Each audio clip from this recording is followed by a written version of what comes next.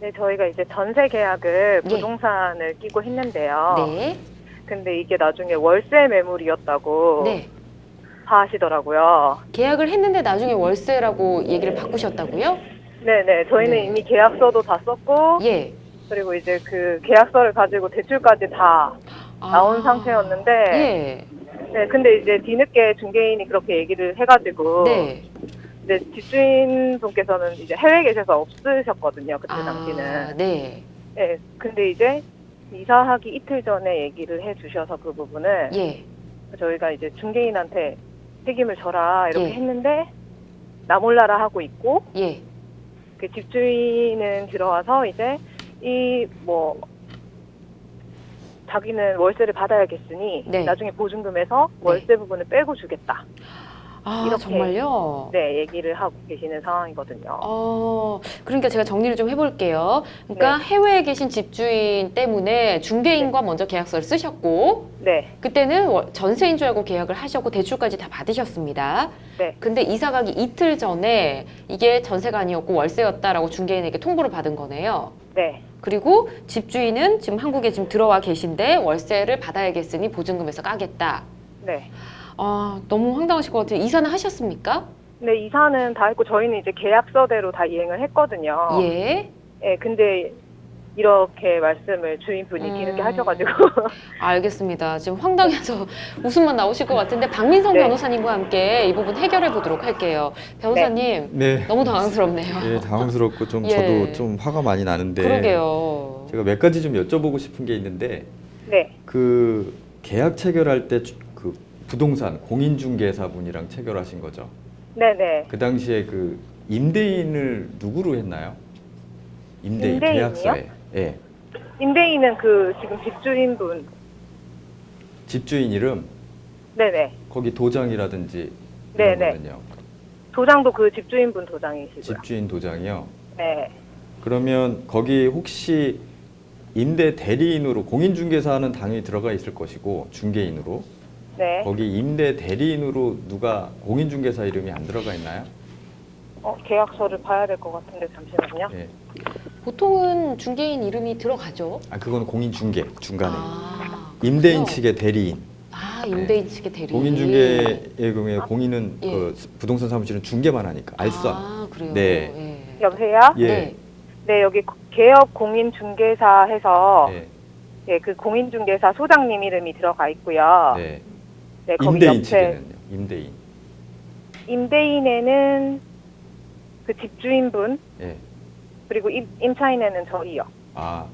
그러면은 임대인에는 그 공인중개사분이 부동산분이 임대인의 이름, 주민번호, 주소, 네. 전화번호 쓰고 도장을 찍었나요? 네, 그 도장은 막도장인가요? 아니면은 그 예를 들면 임대인이 준 것 같은 도장인가요? 그 임대인 이름이 들어있는 나무 도장? 임대인 아, 나무 그럼- 막도장? 그러니까 막도장이- 보통 쓰는 막도장이 막도장, 타원형 타원형으로 돼 조그만 있는. 도장을 막도장이라고 하죠. 네. 네, 네, 막도장으로 돼 있는 거예요? 네. 그 혹시 그 매물을 봤을 때 공인중개사가 이거는 전세 보증 전세라는 부분을 명백히 했나요? 네, 전세라고 분명히 저희가 처음부터 이제 전세 매물을 보여달라고 말씀을 드렸고요. 네. 그리고 이제 처음에 저희가 그 블로그를 보고 문의 드린 거 말고 본인이 이제 더 괜찮은 데가 있다라고 소개를 해주셔서 네. 그러니까 전세고 뭐 집주인이 되게 좋으시고 뭐 뒤에 그 뭐 융자? 융자 같은 거 없죠. 하나도 없고. 네, 중도금 뭐 아무튼 뭐 그게 없다 뭐 이렇게 하시면서 그 집을 이제 소개시켜 주셨고 저희도 이제 집을 알아보는 과정에서 이제 시세가 이게 잘 안 맞으니까 그러면 이 금액이 조금 이상한데 그러면 확실히 전세가 맞냐고 수차례 여쭤봤거든요. 전세 보증금이 좀 이상했어요? 다른 데보다 시세가 낮았나요? 네? 전세 보증금이 다른 데보다 시세가 낮았나요? 전세 보증금 시세가 이상하다고 하셨잖아요. 네, 집에 비해 조금 저렴한 편이라고 생각했거든요. 전세 보증금이 예. 그랬더니 그 중개사분이 아니라고 네, 전세 맞다고. 전세 맞다고. 그러면 그 전세물이 혹시 블로그라든지 아니면은 공기주민회사 사무실에 이렇게 뭐 몇 평 어디 뭐 이렇게 딱 붙여져 있는 객관적으로 붙여져 있는 게 혹시 있었나요? 아니면 그분이 그냥 매물을 알려줘서 알게 된 건가요? 그분이 알려주셔서 예. 그분 블로그에 있는 글을 봤고요. 그러면 그 매물도 블로그에 나와 있어요? 전세로? 근데 전세로 나와 있었는데 예. 지우셨더라고요. 아, 지웠어요? 네, 근데 이제 그 링크된 부분은 제가 이제 캡처를 해놓긴 했는데 네. 거기에도 이제 전세라고 나와 있거든요. 혹시 그 계약을 체결할 때 네. 임대인분이랑 전혀 접촉을 못 하셨어요? 저희가요. 예. 네, 저희는 못했어요. 거의 그 중개인 분께서 다 하셨어요. 그 한번 임대인분이랑 얘기를 하거나 집 보러 갈 때도 아무도 안 계셨고 해외 나갔다고 하시니 그때 그래. 당시는 이제 계셨는데 한국에 계셨는데 네. 이제 중개인이랑 계속 통화를 했고요. 어, 저희가 이제 가계약금을 입금할 때도 이렇게 중개인이 주인분이랑 통화를 하는 걸 옆에서 봤거든요. 그 주인분 사시는 건물 밑에서 가계약을 했어요. 가계약을 할 때 그럼 가계약금 주고 네, 그러면 조건에 대해서 중개인분이랑 그 임대인분이랑 서로 얘기하는 거 들으셨나요? 네네, 전세로 네, 월세는 아니고 네, 그러면은 여기서 궁금한 것이 이 계약이 그대로 유효한지 아니면 그렇지 않으면 누구한테 책임을 물을 수 있는 건지 이게 궁금하신 거죠? 네네, 예. 제가 말씀을 드리면 지금 이 계약 체결이 공인중개사, 부동산 사무실의 그 중개인이 임대인을 대리해서 적법하게 계약이 체결이 됐느냐가 하나의 관건인 것 같아요. 네, 통상적으로 뭐 그게 하나의 관건이고 또 공인중개사가 임대인과의 그 커뮤니케이션 잘못으로 했던 부분을 가지고 어떻게 책임을 질 것인가라는 부분들인데 만약에 임대인이 그 공인중개사에게 대리권을 준 게 확실하다고 입증이 된다고 하면 네, 그 하자의 부분에 대한 어떤 그 기준점은 대리인의 입장에서 기준이 되기 때문에 유효하게 판단받을 수 있어요.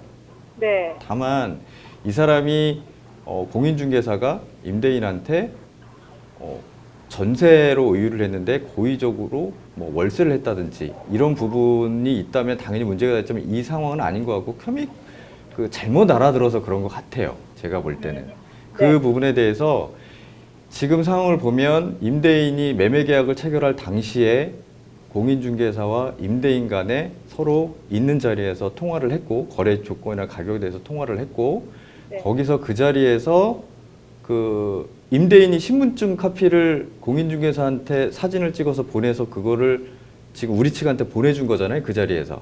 네, 예. 그런 확인을 했고 한다면 대리권을 입증하는 데 있어서는 별 문제는 없을 것 같아요.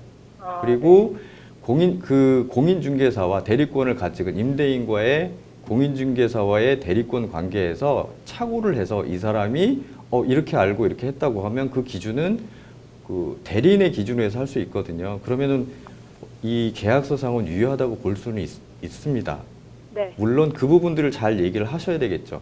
근데 만약 이 대리권이 무효라고 뭐 하자가 있어서 그 집주인한테 효력이 없다라고 만약에 판단이 됐을 경우에는 네, 공인중개사 입장에서는 사실상 잘못된 정보를 지금 우리한테 주고 그걸로 인해서 계약을 체결해서 손해를 본 게 있다면 그 부분에 대해서는 배상 책임이 있습니다.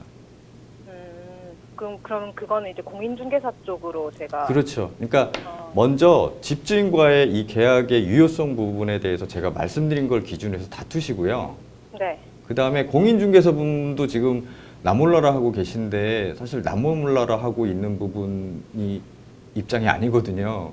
네. 다만 나몰라라고 하는 부분들은 사실 이거 가지고 법적으로 뭐라고 하겠어? 뭐 어떻게 하겠어? 그냥 뭐 여기서 해결이 되겠지? 이런 부분인 거예요. 입장에서는 적극적으로 하셔야 됩니다. 집주인한테도 제가 말씀드린 걸 기준으로 해서 적극적으로 입증을 하셔야 되고 네. 말씀을 하셔야 되고 공인중개사 부분에 대해서도 그분한테 만약에 이런 상황에서 이렇게까지 계약을 체결했는데 지금 나몰라라 하시고 내가 손해받은 게 있으면 분명히 다 책임을 지셔야 됩니다. 라고 명백하게 얘기를 하세요.